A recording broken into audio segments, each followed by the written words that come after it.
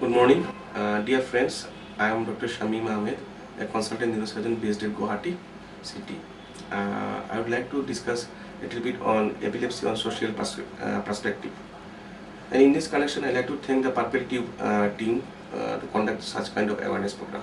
Focal seizures, like where a part of the brain get having epilepsy focus and one part of the body shakes. Something like one arm is moving or one lip is getting deviated, eye got rolled out, or in rare types it may be due to unclassified epilepsy. There is a combination of the some syndromic like West syndrome patients. The burden of the condition is quite high in our country, specifically in this region. In our country, approximately burden of the epilepsy goes around 10 million of people are suffering from disease. Unfortunately, only 10% of the population are receiving treatment, whereas this is a quite treatable and controllable conditions. So awareness is much needed, and these kind of activities are much welcome.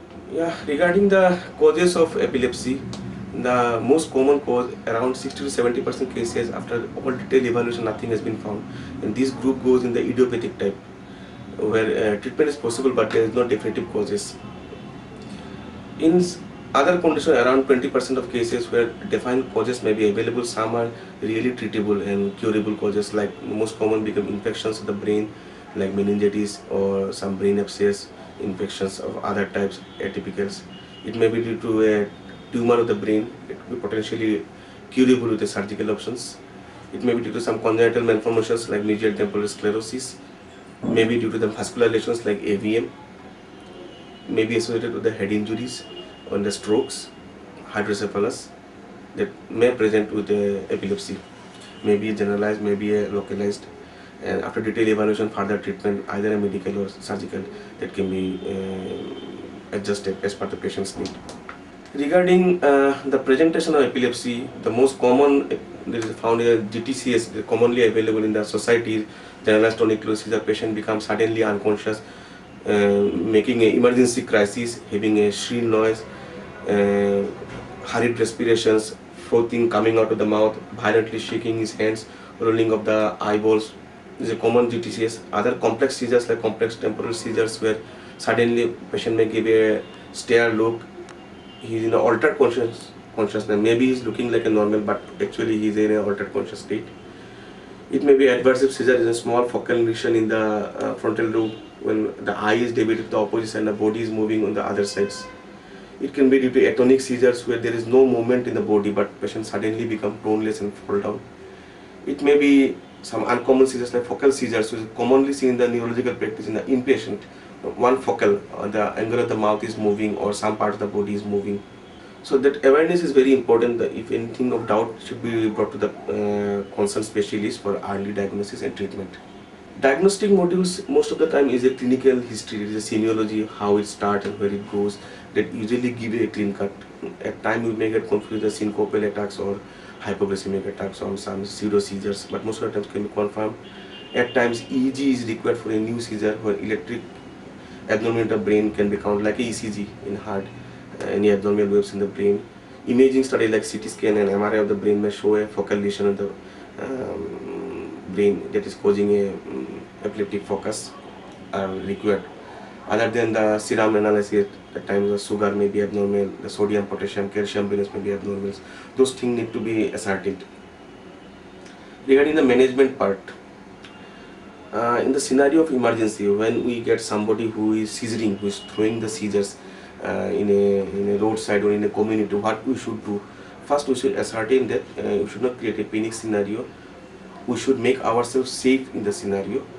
One, we should try to take the patient who is throwing seizure in a safe place, away from the roadsides, away from the other furnitures, where he may get injured. We should not try to stop his seizuring activity because he is uncontrolled violent movement. At times, people try to give like a smell of a chappal or sandals. It is a typical myth. Nothing is there. You should try to keep his airway clean. Try to make him a lateral position so far the secretion or any vomiters come out should go out. Should not take a in the lungs. Rather, he may aspirate and damage may occur. He should be taken away from the fire or any water sources. And people try to give some spoon spoon or something to avoid his bite in the tongue, but during time of scissoring it will become very dangerous because it may damage your own fingers.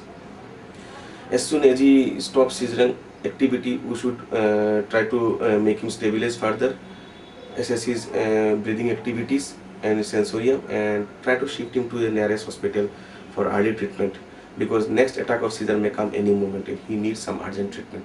Regarding medical management of the epilepsy, most of the epilepsy are amenable to medical therapy. Usually single drug is good enough to control the epileptic attacks. At time we need multimodal therapies.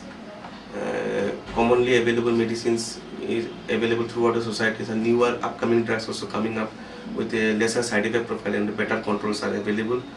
The concerned doctors, a better person to educate dosing and the type of the drugs to be given, but should take a medical attention early. Some of the patients are amenable to surgical candidate like epilepsy surgery. This is a special types of surgery done in few parts of the country. Fortunately, we are also doing in some cases that needs detailed evaluations, detailed medical management followed by a surgical therapy, and outcome is usually good in terms of the control of the seizure. Just to point out, epilepsy is barely curable, but it is treatable and well controllable. So we should do early and prompt treatment. Next part is the prevention. This is the more important. How best we can prevent the epilepsy? A person who is already a known epileptic, the prevention best attempt is to continue the medicine routinely, follow up with the doctors regularly, and avoiding few issues like you should not miss the sleep, should avoid the intoxicating substance, typically the alcohol and withdrawal of alcohol that causes sleep disturbance that causes the epilepsy attacks, and should not take extra stress and should not take some psychomimetic drug that may stimulate the brain. Other preventive aspect, like preventing injury to his own body, he should avoid fire, water, so far possible in a uncovered way. Should avoid any automobile, try to avoid automobile by driving himself, he may damage if the things are not well controlled. If some regulations like in UK, there is something that if you are on medicine for more than 1 year or for epileptic medicine control, then you can get some certificate. So should take a legal and medical advices before you go for a running a automatic things. Other than this preventive aspect, also your medical ID should have carried that you are suffering from epilepsy. Whenever it is possible, you should give this information to all your healthcare givers, and should carry the medicine with you whenever you go for journey and should not miss it at all. After the medicine, there's precautions are already told. Regarding the myth and the burden, the typical myth in our society is called mrigi, that is untouchable. Some people think this is a communicable disease going from one to other. Is a wrong concept. It's not communicable. It does not go from one to other. Rather, it does not go by hereditary chances also. Leading a normal life is quite possible if you treat it early and if you're going for a best follow-up treatment with your concerned specialist. Other myth regarding the pregnancy, yes, pregnancy with some conventional drugs carries some extra risk of some damage to the fetus, but usually the newer drugs or in a proper supplement with the folic acid side of things, the complication in the pregnancy is hardly 3 to 6%, which is acceptable. Regarding some special aspect of epilepsy like post-traumatic seizures, where we deal commonly after injury to the brain, some patient may develop seizures. These are early seizures which may be due to neuronal shock. No treatment is required. Usually the late seizures and the intermediate parts that need some kind of treatment, especially having some brain damage when there is a cortical contusion or some intracranial injuries are there or some bony injuries are there leading to brain compressions. Usually single monotherapy with anti-epileptic medicine for a short term 3 to 6 months usually don't create any long term sequelae, and good functional outcome in a later life is available. Other special context of seizure like a febrile seizure, where a newborn is developed a seizure after a high grade fever spikes, usually they don't recur with this, but they potentially they carry a small extra risk of throwing a seizure in a adult life. So just well control of the fever itself is a treatment of the seizure. Then anti-epileptic with pregnancy, some anti-epileptic drug during pregnancy may create some fetal problems, so those drugs should be avoided.